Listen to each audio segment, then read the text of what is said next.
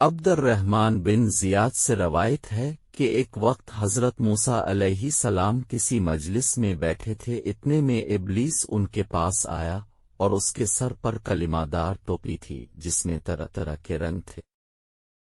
جب حضرت موسیٰ علیہ السلام سے قریب ہوا تو ٹوپی اتار ڈالی اور سامنے رکھ لی، پھر آ کر سلام علیک کیا۔ حضرت موسیٰ علیہ السلام نے کہا تو کون ہے؟ بولا میں ابلیس ہوں۔ موسیٰ علیہ السلام بولے خدا تجھے زندہ نہ رکھے تو کیوں آیا؟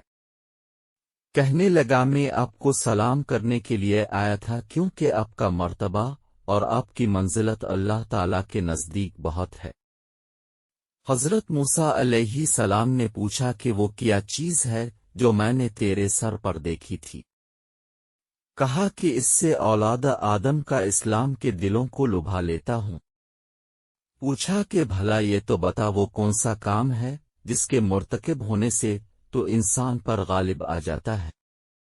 جواب دیا کہ جب آدمی اپنی ذات کو بہتر سمجھتا ہے اور اپنے عمل کو بہت کچھ خیال کرتا ہے اور اپنے گناہوں کو بھول جاتا ہے۔ اے موسیٰ میں تم کو 3 باتوں سے ڈراتا ہوں۔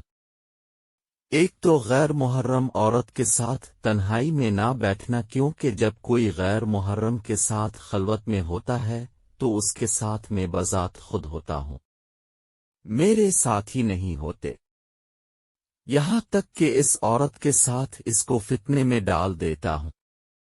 دوسرے اللہ تعالیٰ سے جو عہد کرو اس کو پورا کیا کرو، کیونکہ جب کوئی اللہ تعالیٰ سے عہد کرتا ہے تو اس کا ہمراہی اپنے ساتھیوں کو چھوڑ کر میں خود ہوتا ہوں، یہاں تک کہ اس شخص اور وفاق عہد کے درمیان حائل ہو جاتا ہوں۔ تیسرے جو صدقہ نکالا کروا سے جاری کر دیا کرو، کیونکہ جب کوئی صدقہ نکالتا ہے اور اسے جاری نہیں کرتا تو میں صدقہ اور اس کے پورا کرنے کے بیچ میں حائل ہو جاتا ہوں، اور یہ کام بذات خود کرتا ہوں، اپنے ساتھ والوں سے نہیں لیتا۔